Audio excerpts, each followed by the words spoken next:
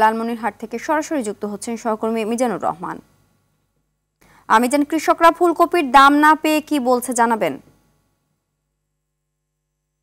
জি Cynthia, আপনি যেমনটি জানতে চেয়েছিলেন যে লালমনিরহাটের ফুলকপি চাষিরা তারা কিন্তু দাম না পেয়ে একদিকে কিন্তু তারা হতাশ, অপরদিকে তারা যে খেতে নতুন যে ফসল ফলাবে সেটিও কিন্তু পারতেছে না। এক কথায় তাদের মাথার উপরে এই ফুলকপি কিন্তু বোঝা হয়ে দাঁড়িয়েছে।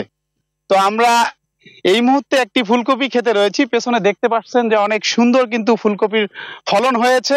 এ বিষয়ে আমরা ফুলকপির যে তারা বিক্রি করতে পারতেছে না সেই বিষয়ে আমরা এখানকার যে কৃষি সম্প্রসারণ অধিদপ্তরের ডাক্তার আরিফিন, তার উপপরিচালক কৃষি সম্প্রসারণের, তার সঙ্গে কথা বলেছি। তিনি পরামর্শ দিয়েছেন আগাম ফুলকপি চাষ করলে হয়তোবা কৃষকরা একটু ভালো ফলাফল পেয়েছে, সে কারণে আবারও নতুন করে ফুলকপি চাষ করেছে। তো ফুলকপি একসঙ্গে অনেক ফুলকপি হওয়ার কারণে তিনি আমাদেরকে জানিয়েছেন যে ফুলকপির বাজার কিন্তু মন্দা হয়েছে বা দাম কমে গেছে।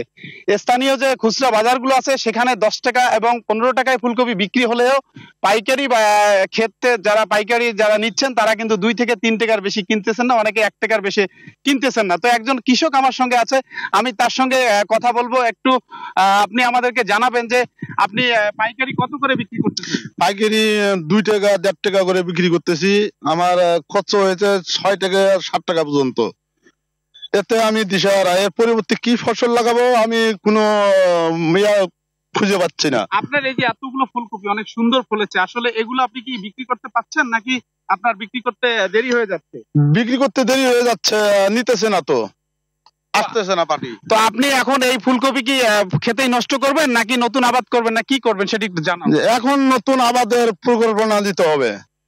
আচ্ছা, সরকারের পক্ষ থেকে কি কোনো? তো এই ছিল আসলে লালমনিরহাট থেকে ফুলকপি চাষের সর্বশেষ খবর। কৃষকরা কিন্তু তারা বিক্রি করতে পারছেন না, পাশাপাশি নতুন আবাদ কিন্তু তারা ফলাতে পারছেন না।